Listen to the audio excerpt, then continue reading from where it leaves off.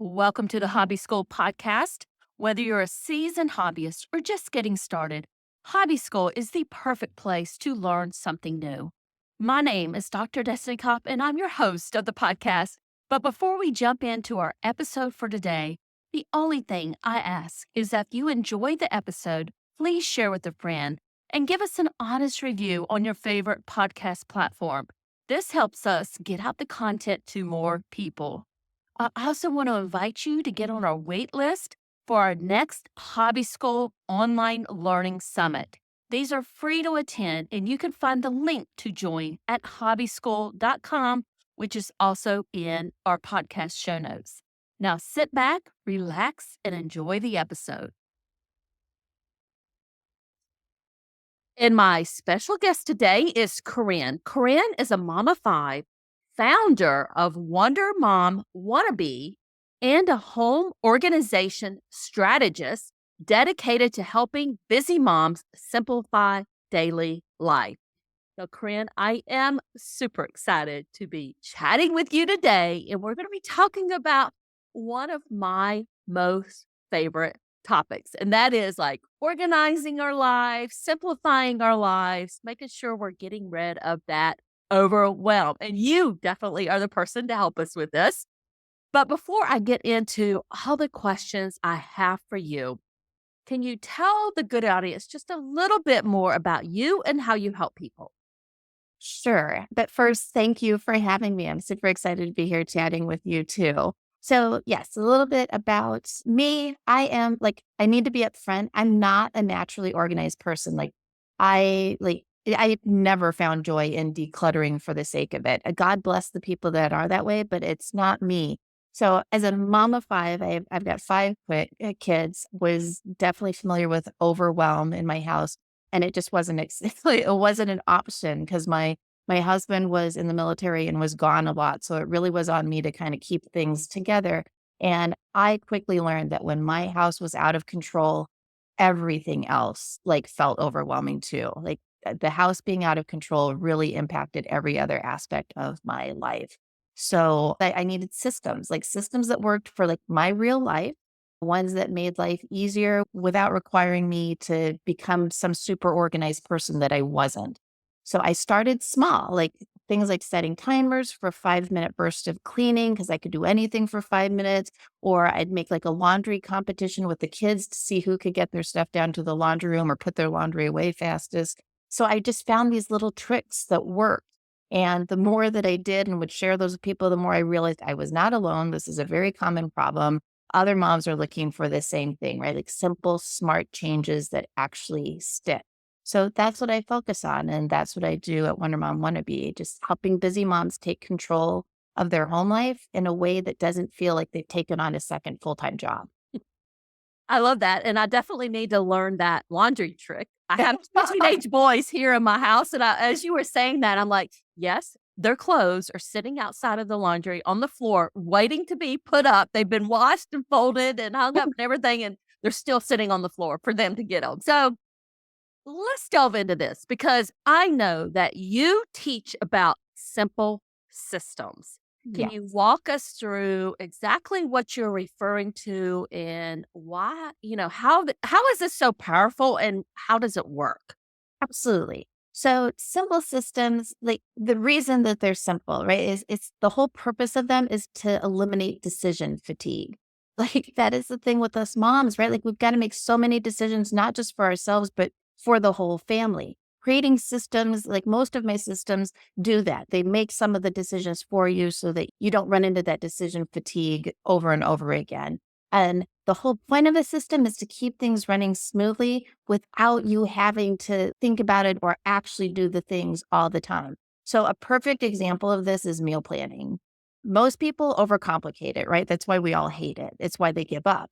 So, I simplify it right from the start by doing two things. One is theming days. Like when I discovered this little trick, it was life changing for me. So, this meant I didn't ever have to start completely from scratch. So, if Monday's meatless Monday, Tuesdays, taco Tuesdays, Wednesdays, slow cooker meals, like just like you pick the theme, that first decision's already made. And now it's so much easier to pick what you're having on any given night. You're just plugging in recipes. The other thing that I did, and I do this with everything, like this is not, we're a team in my family, right? Like it is not just me trying to run the show. The kids don't get to be divas. Like we're a team that works together. So I always get the family involved when I can. So when it came to meal planning, I'm like, okay, everybody give me 2 or 3 meals that you like, right? Like put in your dinner request. It gives them buy-in so that you get less complaints about dinner, but also it was like less brainstorming I had to do to figure out what everybody was going to like.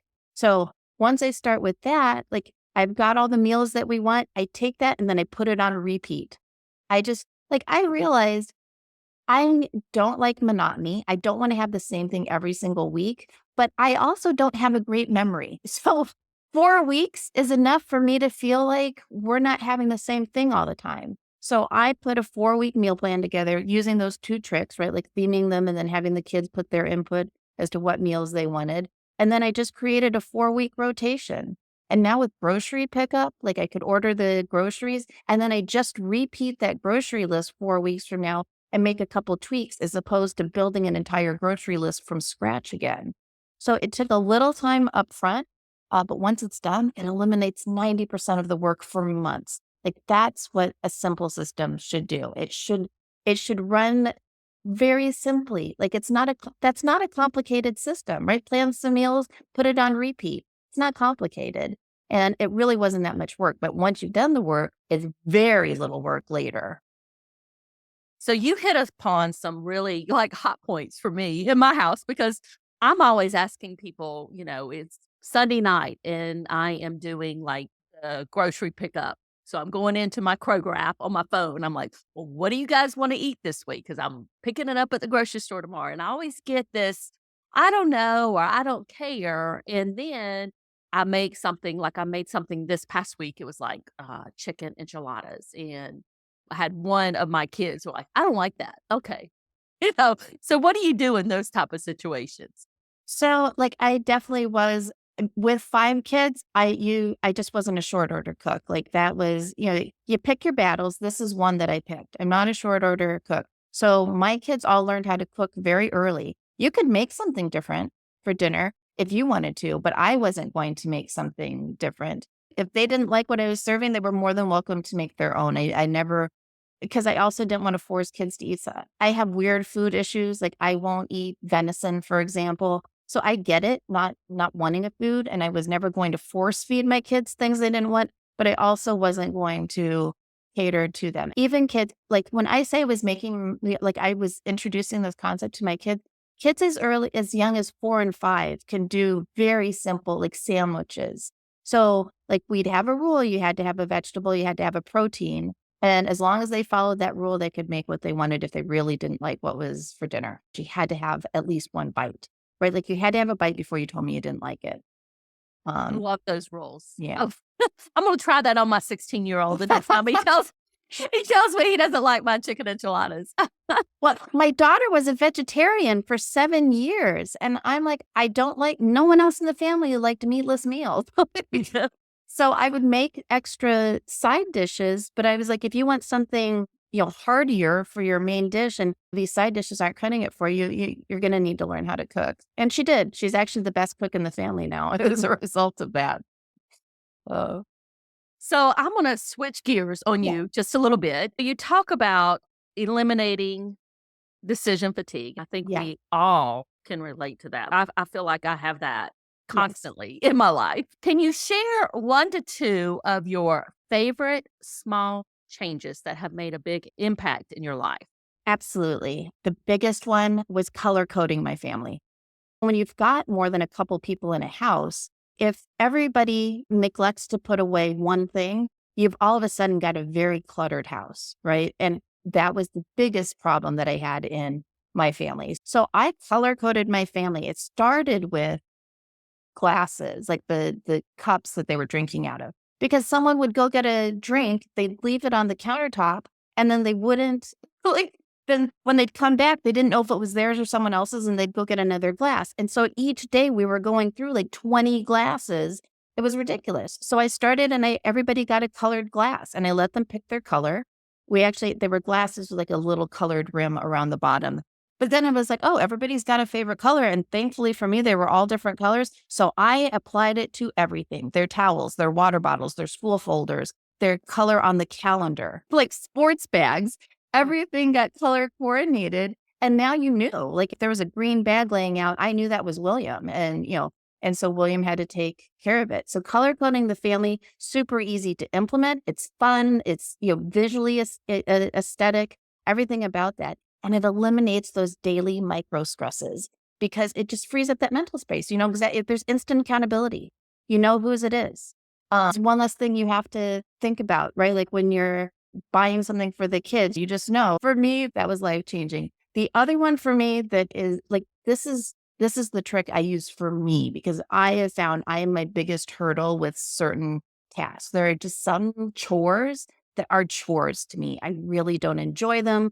I have a hard time making myself do them. So I read Atomic Habits a long time ago, and that for me was a life-changing book. And I implemented so many of the strategies and the habit stacking. The habit stacking was huge for me. So every morning when my coffee is brewing, and it's a Keurig, it's not like it's taking it a ton of time, I unload the dishwasher. I hate unloading the dishwasher. We all Um, do. You're not alone. but like now it's a habit. That dishwasher doesn't ever not get unloaded in the morning because I do it when I'm making my coffee, which I never forget to make. Like I have my coffee every morning. It is part of my ritual. It's a cherished part of my ritual. So that's what I would do. I would stack these things that I normally like to do with the things that I don't like to do. I love to brush my teeth at night. I don't like to do the whole moisturizing routine. And at my age, I have to do the moisturizing routine. So I've paired them, right? Like when my moisturizer, my nighttime moisturizer lives in the same drawer with my toothbrush, which makes no sense in anyone else's world. But for me, when I open up the drawer to get my toothpaste and my toothbrush out, I see my moisturizer and I do it. Like those two habits just go hand in hand. So habit stacking, like I use a lot of visual cues because if I don't see it, I forget about it. So if you want to drink more water, like I live with a 24-ounce tumbler on my desk, right? Like it's just always there. And because it's there, I drink water all day long. So any of the things that you find yourself challenging, like it's challenging for you to do, matching it with something that you naturally like doing is an easy way. And then just keeping it in front of you. So those are like that's a very simple thing to implement, and it's one of my favorite tips for making myself do things I don't want to do. It's like these little things that anything you can do to eliminate the resistance that you naturally run into, right? It makes it easier to Yeah. get things done, even the things you don't enjoy. There was so much good stuff there. I don't even know where to start, but when you were talking about, like, matching it up, I'm like, "You know what? That's what I do with my treadmill." I turn on my TV, watch my favorite show while I'm doing Yeah. my treadmill walking, so I'm kinda matching those up.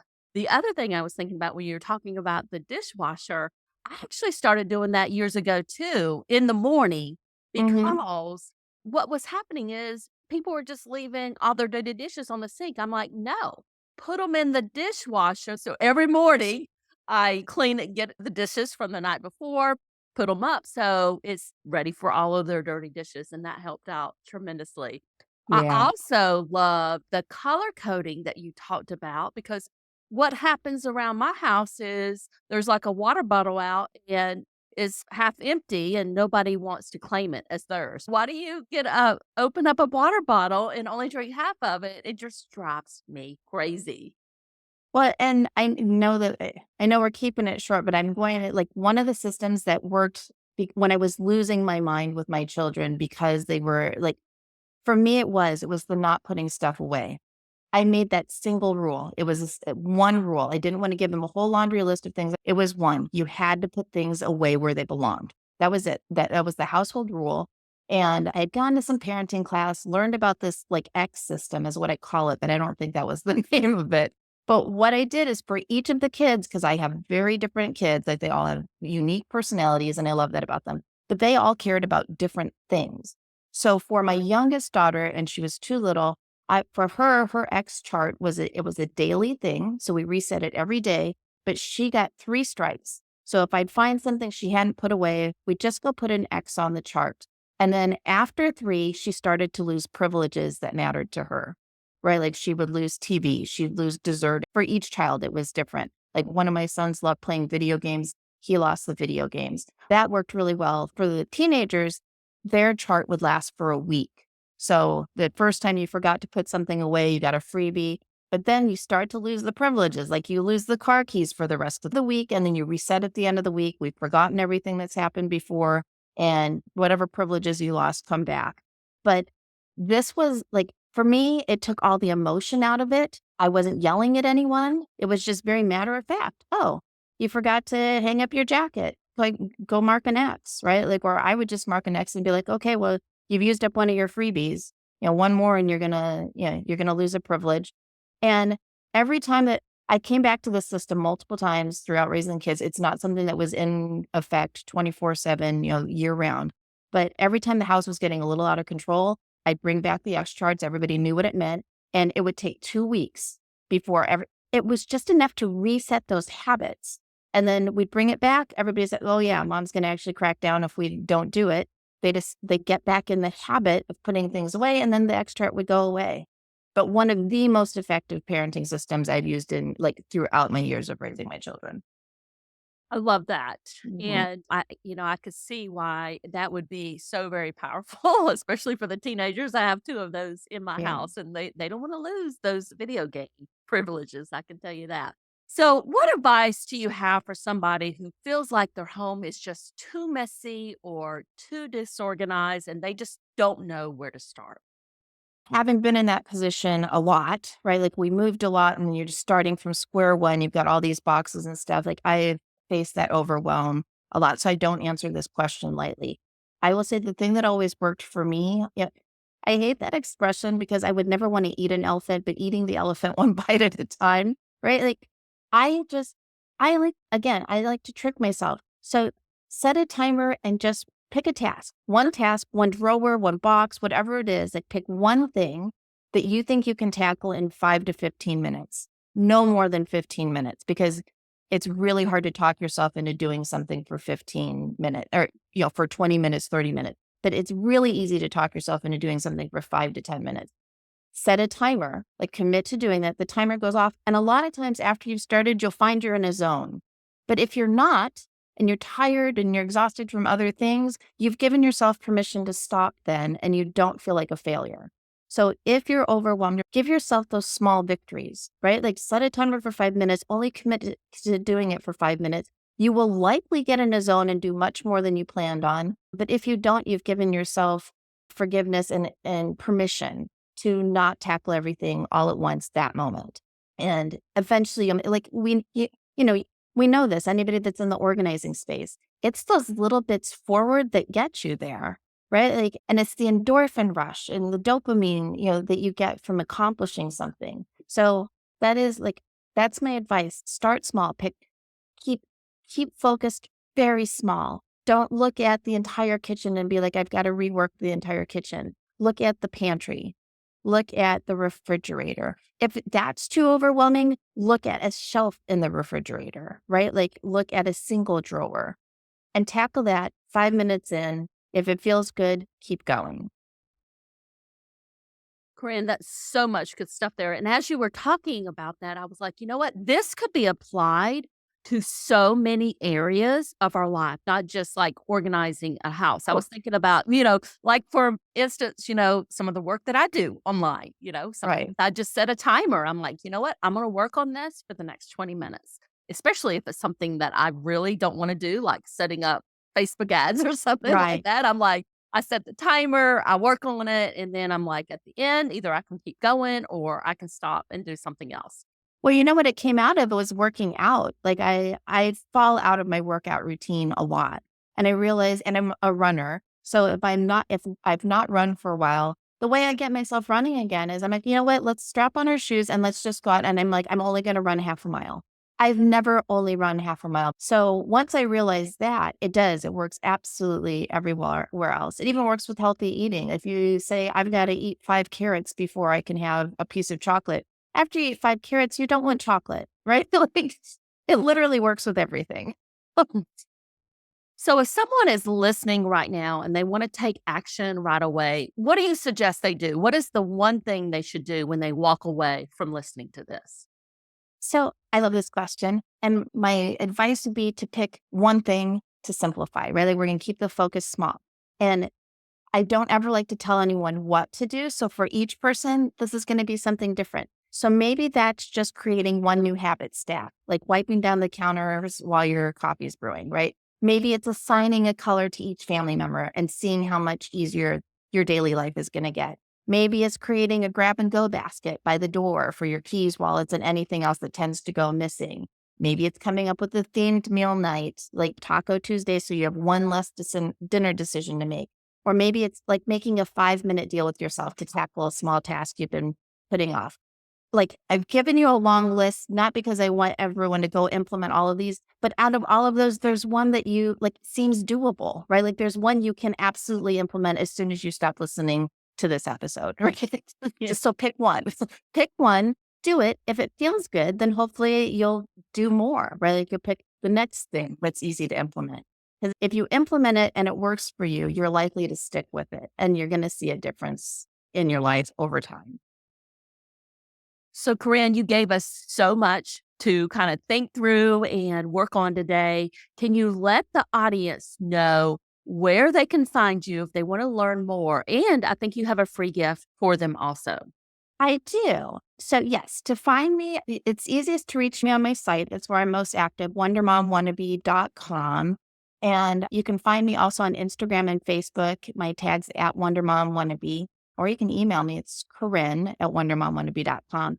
But I do have some home management planning pages. And these are just some pages out of my home management home management planner, and they're designed to help busy moms get organized without overcomplicating things. So it includes some simple templates for like tracking household tasks, meal planning, routines, like all the stuff that we struggle with. Point of them is to help reduce mental load and make daily life more manageable. So I created these because I needed a system since I wasn't naturally organized. And this is what I've come up with. And it's completely free. I've got it up on the site at wondermomwannabe.com/hobby school, spelled the way you spell it, HOBBYSCOOL. So you can go there, fill in your email address, and I'll send it straight to your inbox. And I will make sure that all of those links are in the show notes so people can just go there and find you, Corinne. And thank you so much for joining me today and sharing all of your wonderful knowledge with us. Thank you so much for having me. It was a pleasure.